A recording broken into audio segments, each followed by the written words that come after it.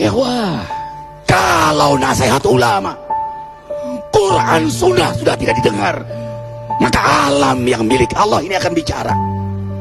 Wahai penduduk Indonesia yang diberi iman oleh Allah, sekarang alam sudah menasihati kita 7 sebab mengapa musibah datang bertubi-tubi.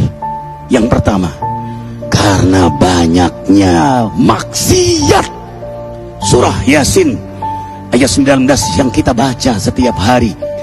Kemalangan terjadi, musibah terjadi, malapetaka terjadi karena dosa keterlaluan kalian kepada Allah.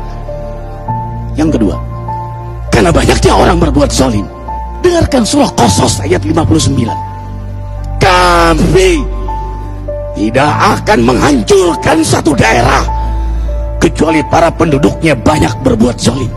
Anak durhaka pada orang tua, istri yang berani kepada suaminya, perampok, pembunuhan di mana-mana. Ini mengundang bala bencana. Yang ketiga, mengundang bala bencana karena kelakuan tangan-tangan manusia. Rum 41. Telah tampak kerusakan di daratan dan lautan karena tangan-tangan jahil manusia, agar mereka merasakan akibat perbuatan mereka. Sebagian mereka merasakan akibat perbuatan mereka, agar mereka kembali kepada Allah. Yang keempat, bencana terjadi karena para tokoh melakukan kemaksiatan dan kezaliman.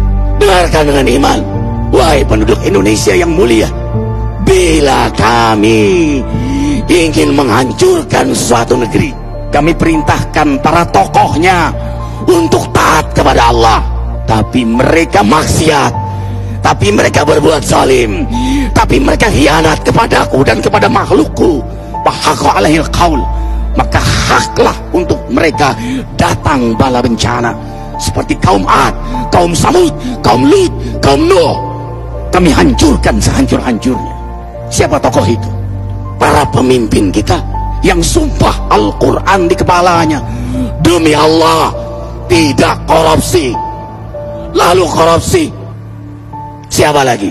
Hartawan, orang-orang kaya yang dengan harta berpoya-poya, sombong, maksiat dengan kekayaannya di tengah orang yang banyak menderita. Siapa lagi? Ulama yang menjual ayat-ayat Allah dengan murah. Subhanallah. Yang kelima, mengapa bala bencana terjadi? Karena orang-orang soleh, orang-orang baik diam melihat kemaksiatan dan kemungkaran. Surah Al-Anfal ayat 25. Takutlah kalian dengan musibah yang tidak hanya menimpa orang yang maksiat, orang yang berbuat zalim, tapi juga kalian orang-orang soleh. Maka masa bodoh dengan kemaksiatan bukanlah sikap seorang mukmin. Amar ma'ruf nahi munkar adalah amal cerdas. Yang keenam, justru karena rahmat Allah, karena peringatan yang Allah hadirkan agar hadir mahkamah kesadaran kita. Ikhwah, dengarkan dengan iman surah Al-Baqarah ayat 155, 156, 157. Kami pasti uji kalian dengan sesuatu yang buat kalian takut lapar, takut miskin, takut kematian. Tapi kabarkan berita gembira bagi hamba Allah yang sabar dari semua ujiannya, yang mereka berkata, sesungguhnya kami milik Allah dan sungguhnya kami akan kembali kepada Allah. Yang terakhir, yang ketujuh, ada yang nanya, bagaimana yang maksiat yang selamat? Tenang-tenang saja. Yang berbuat zalim malah sukses. Di mana keadilannya?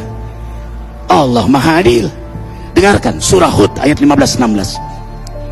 Barang siapa mencari kesenangan dunia, lalu dia menghalalkan semua cara, apa kata Allah?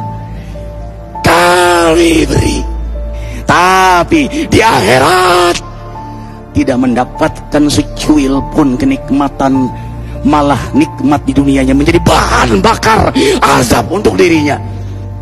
Itulah istidrat. Lalu apa sikap kita sekarang?